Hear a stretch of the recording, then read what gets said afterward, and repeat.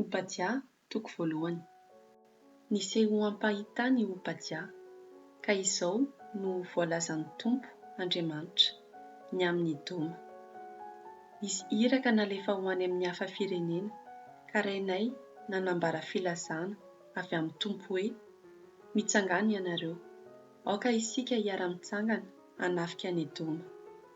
Indro ianao re Edoma, fa ataoko osa indrindra eo amin'ny firenena, ka ho tsiratsiraina izay tsy izy ianao. Ny avinavy fonao no nahavery sainanao.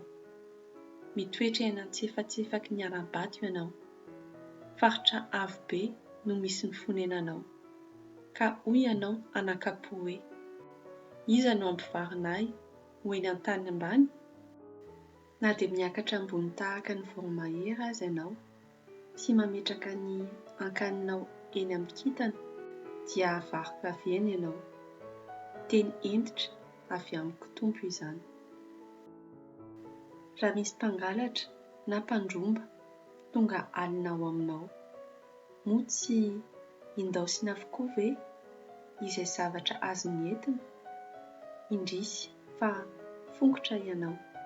Raha misy mpioty voaloboka tonga eo aminao, moa tsy voaloboka hotsiponina ve no avelana? Endre izany fisavan'ny olona ireo fanananao. Ry taranaka Esau, endre izany fikarohana niarenanao miafina.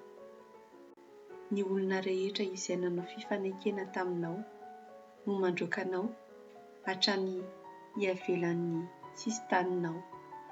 Ny olona tsara fihavanana taminao no mamitaka anao ka naharesy anao. Ireo niara-nisakafo taminao no namela-pandrika eo amin'ny lalan-kodiavinao. Ka hoy ireo ny aminao hoe: tsy misy matsilo saina intsony ao aminy. Amin'izany andro izany manko no hamongorako ireo olon-kendry ao Edoma sy ireo matsilo saina ao amin'ny tendrombohitra Esau. Teny entitra avy amiko Tompo izany. Dia horaky tahotra mafy ny lehilahy maherinao, ry Temana, ka haringana avokoa ny mponina ao amin'ny tendrombohitra Esau. Noho ny taranaka Jakoba rahilahinao efa nisetrasetranao sy novonoinao, dia ho safokenatra sy haringana mandrakizay ianao. Nitsanga kamelin'ny Israelita ianao tamin'ny andro nandresen'ny vahiny ny tafiny sy nidiran'ny hafa firenena tao an-tanànany. Fony nozarain'ny vahiny an-tsapaka ny fananan'i Jerosalema, dia niray tetika taminy koa ianao. Tsy tokony ho finaritra nijery ireo rahalahinao ianao tamin'ny andro nahitany loza. Tsy tokony ho nifaly ny amin'ny taranaka Joda ianao tamin'ny andro nandringanana azy, ary tsy tokony ho nanao teny miavonavina ianao tamin'ny andro nampahory azy. Tsy tokony ho niditra ilay tanànan'ny vahoakako ianao tamin'ny andro nandravana azy. Tsy tokony ho finaritra nijery ny fahantrany ianao tamin'ny andro nandravana azy, ary tsy tokony ho nanintsy tanana haka ny fananana ianao tamin'ny andro nandravana azy. Tsy tokony ho nanitsaka teo an-tsampandalana ianao mba hamono izay afanandositra taminy. Tsy tokony ho natolotra ao ny fahavalo ireo sisa tavela tamin'ny andro nampahory azy, satria efa tongotra ny andro hiavian'ny Tompo ka hamelezany ny firenena rehetra.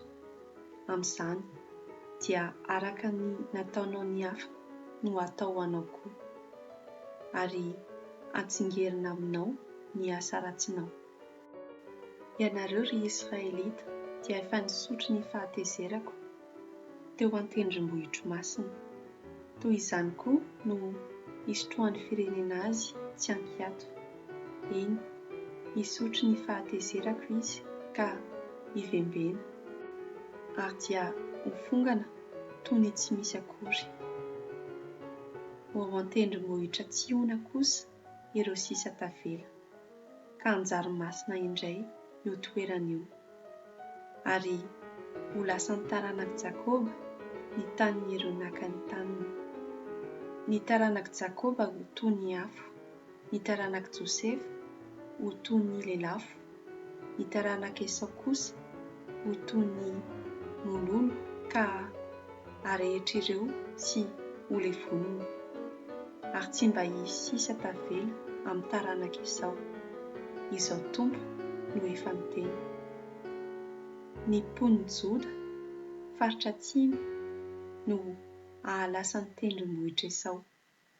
Ny mpon'ny Joda faritry Sefela no ahalasa ny tanin'ny Filistina sady ahalasa ny tanin'ny Efraima, izany hoe ny tanin'ny Samaria. Ary ny taranak'i Benjamina no ahalasa any Gileada. Ny baby tamin'ny Israelita izay tafika marobe no ahalasa ny tamin'ireo Kananita hatrany Tsarefata. Ny babo tamin'ny mpon'ny Jerosalema izay any Sefarada no ahalasa ny tanàna any Negeba. Rehefa afaka amin'ny fahababoana ireo dia hiakatra ho ao amin'ny tendrombohitra Tsiona mba hifehy ny tendrombohitra Esau. Amin'izay ny Tompo mihitsy no mpanjaka.